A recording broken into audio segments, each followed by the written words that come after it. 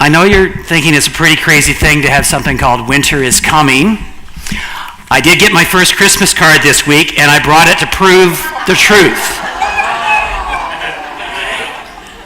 Now, I think his name's Bob. I think he likes to be the first every year. He lives in a small town.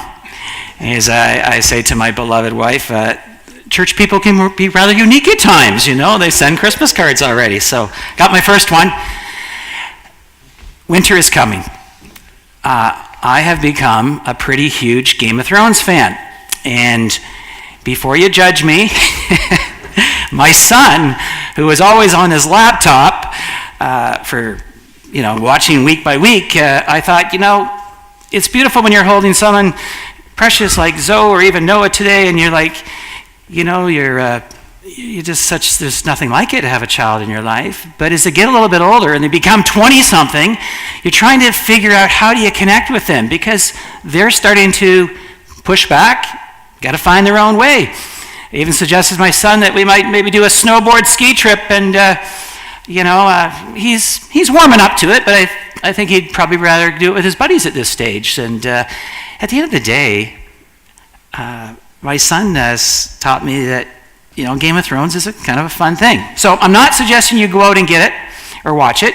It is a global phenomenon. It's one of the biggest series HBO has ever had in successfulness. And I'm going to be revealing to you today that there's a reason why Winter is Coming in the movies. It's a series. But how winter, which we have to face the truth, it is coming. I'm closing the pool down today, and it's coming, believe me. If I don't close it down soon, it will be snowing next week. Probably when I do close it down, it will get warm again, though. But here's the deal. Jesus knew something very much about family. And what Game of Thrones is all about is ultimately about family.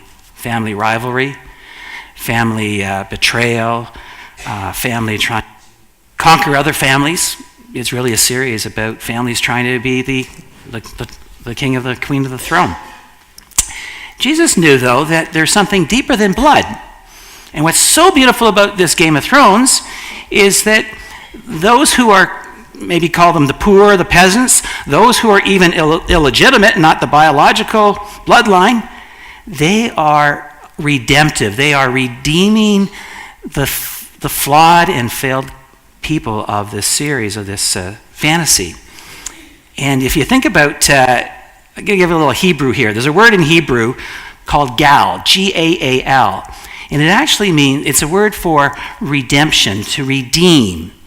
And to redeem, the word actually literally means to be given over by your kinsman, your kinswoman. It's a family closeness. And in the Hebrew times, if you were a slave, you could be gal, you could be redeemed, be set free from your slavery by a family member. In Jesus' time, as we heard Joanne read today, Jesus is making it abundantly clear. It's really whoever does the will of God who is my mother, my sister, and brother. That's what matters. I'm going to ask for some slides to give you a little sense of just who these Game of Thrones people are. The first thing again, I'm going to underscore this. I'm not telling you to go home and watch this, because you're going to go, Reverend John, there's more violence and sex than I've ever seen in my life, okay? So you may like that, but you got to I'm not suggesting that. I'm suggesting, though, here's a brother and sister. They are wanting to rule the world. Let's see another one. I'm not going to give the names because, here's the dragon lady, and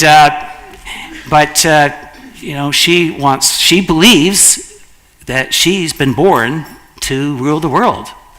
We're going to keep flipping along here quickly. Here is the heartthrob of the whole show. I hear it from my daughters. Good name, Jon Snow. He used to be in Milton. There's James Snow, the well-beloved James Snow Parkway. And someone took down James and put up Jon, put up John one, the Jon Snow. Jon Snow, really, my friends, not only is he a handsome guy, but this is a guy that really has become, for me, my interpretation, a real Jesus figure. This is the illegitimate one, supposedly, who, is referred to throughout this whole movie as the bastard. He's not the bloodline.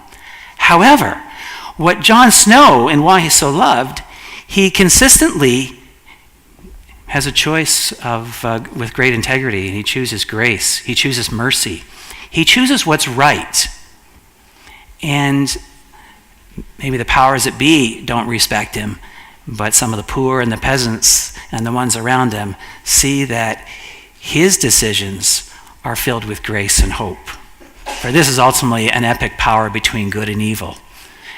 And of course, we're going to see another one here. This is kind of the surprise of, I couldn't even make sense of what this is all about, but in this fantasy, these are called White Walkers. And this is where the whole winter is coming is evolved to. Because this is 7 years. There's one more year to go, I believe.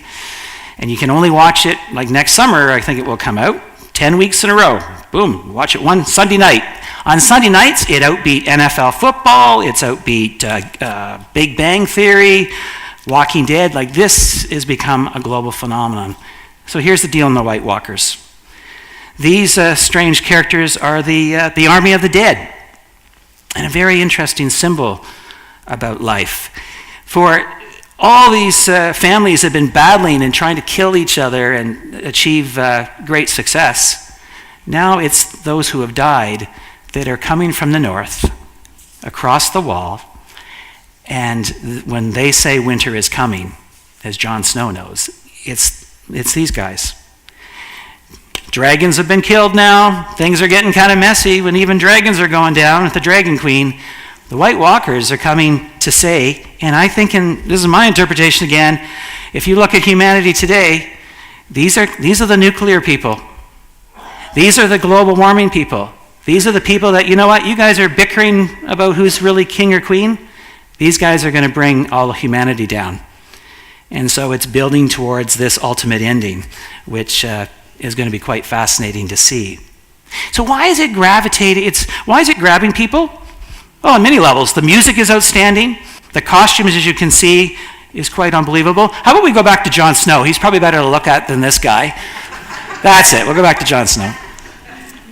And this is gravitating people, I think, because it picks up on the power struggles, whether politically in our world today and in each and every family. One of the hardest things to talk about in the church is family. The reason being, every preacher knows this, our families are human.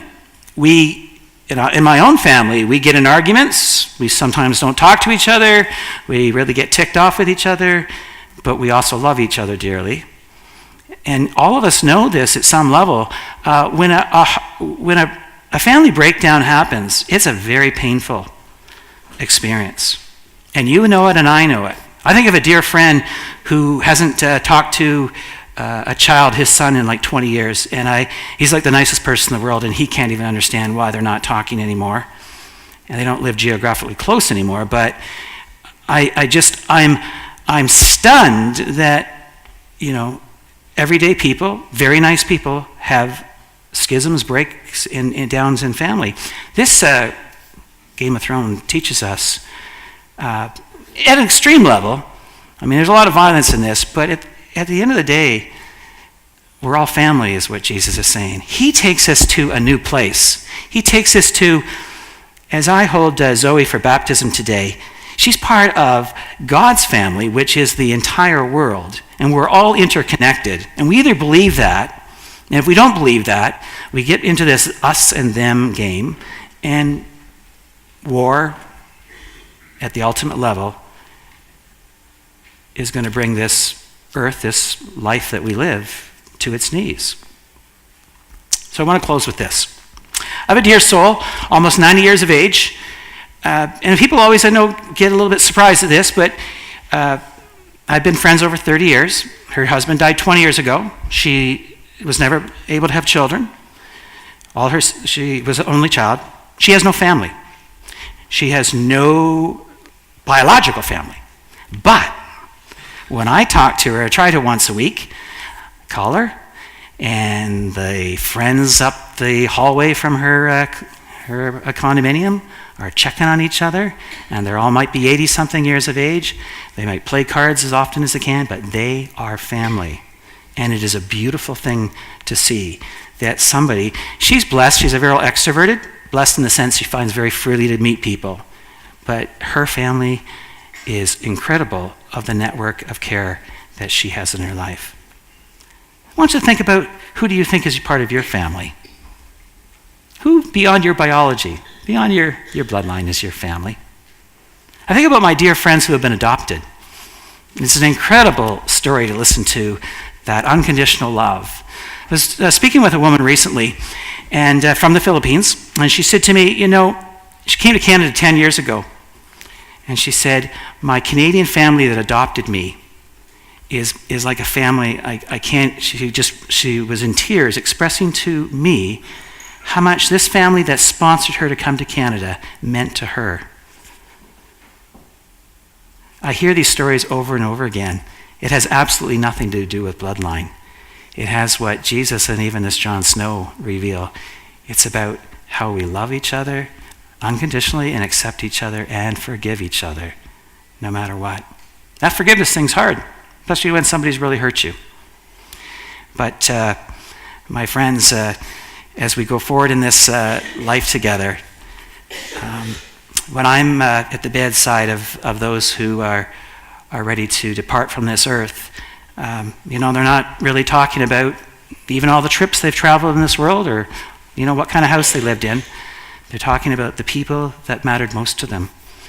And honestly, if there's somebody in your life that you're struggling to find peace with, my deepest prayer for you is that you do whatever you can.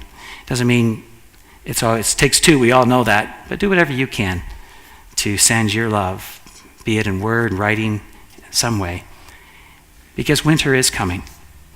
And winter comes for all of us. But God is even there in the winter. God is definitely there. Thanks be to God.